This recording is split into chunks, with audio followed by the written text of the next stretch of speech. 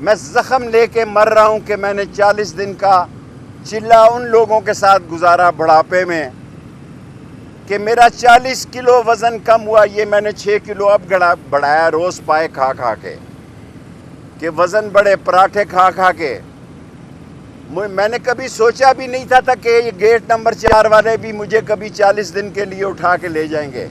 اگر میرے ساتھ ہو سکتا ہے تو باقیوں کے ساتھ کیا ہوا ہوگا. میں عام معافی کی جنرل عاصم منیر صاحب سے اپیل کرتا ہوں. اس میں بہت سارے لوگ بے گناہ ہیں. لیڈروں کو میرے سمیت الگ کر دیں, ہمارا ٹرائل کریں.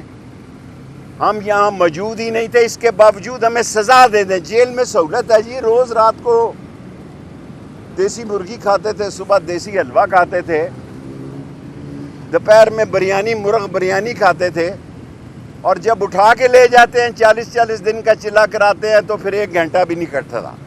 لیکن ہم نے اللہ کا شکر ہے سرخرو مریں گے کہ نہ بشرا بی بی کے خلاف کوئی بیان دیا, نہ عمران کے خلاف دیا, کیونکہ ہمارا تعلق صرف ایک ہی آدمی سے ہے. باقی ہم پارٹی سے ہمارا کوئی تعلق نہیں ہے.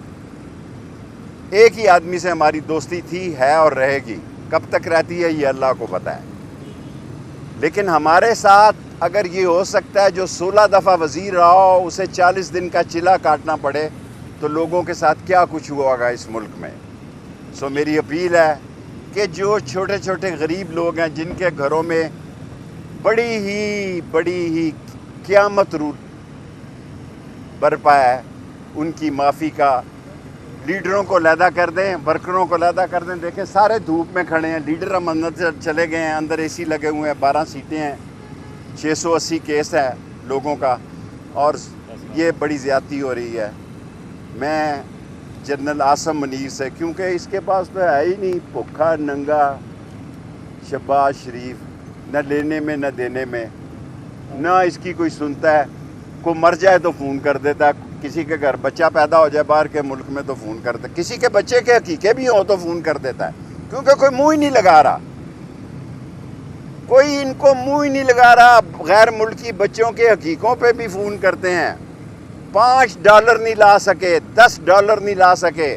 انہوں نے کہا تھا ہم اکانومی کو ٹھیک کر دیں گے, اکانومی کو تباہ و برباد کر دیا. اب سوال جی ڈار صاحب یہ بتائیے گا, آپ نے ستمبر تک کا کہا تھا, عمران خان نے بھی کہا ہے کہ 2 ماہ کا وقت ہے حکومت کے پاس.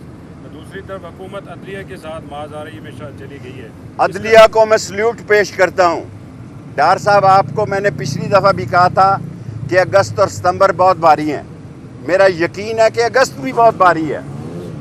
ستمبر تو میں احتیاطاً اپنی عزت بچانے کے لیے 30 ستمبر تک کہتا ہوں, ورنہ تو میں 31 اگست کو بھی اہم سمجھتا ہوں کہ یہاں ٹیکنوکریٹ گورنمنٹ آ سکتی ہے. ان سے تو ہو ہی کچھ نہیں رہا, یہ تو سامان باندھ رہے ہیں. ابھی پرائم منسٹر جو ہے نا وہ 14 اگست کو اناؤنس کرنے جا رہے ہیں. ایک تو کہہ رہے ہیں کہ دعویٰ کر رہے ہیں کہ ملک میں استحکام آ گیا ہے, نوجوانوں کے لیے کوئی بڑا وہ یوتھ کے لیے وہ لے کے آ رہے ہیں, اور دعویٰ کر رہے ہیں کہ ہماری ملک میں 5 سال پورے کرے گی. ملک میں استحکام پارٹی ضرور آ گئی ہے, اور استحکام کے ان کو سپیلنگ بھی نہیں آتے.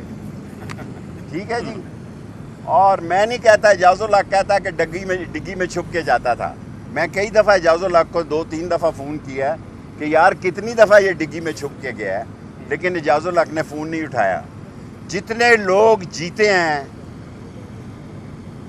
جتنے لوگ بھی جیتے ہیں وہ پلاننگ کے تحت جیتے ہیں. شیخ صاحب آپ کے سب سے کم ووٹ کیوں نکلے؟ ہمارے ووٹ دوسری طرف چلے گئے. ہمیں دکھ نہیں تھا, میں جیل میں تھا, میں کمپین بھی نہیں کر سکا, لیکن سب سے پہلے میں نے اپنی ہار کا اعتراف کیا. نکلے ہیں یا نکالے گئے؟ نکالے بھی گئے ہیں, لیکن میں ہارا بھی ہوں. میں یہ کہوں کہ میں ہارا نہیں.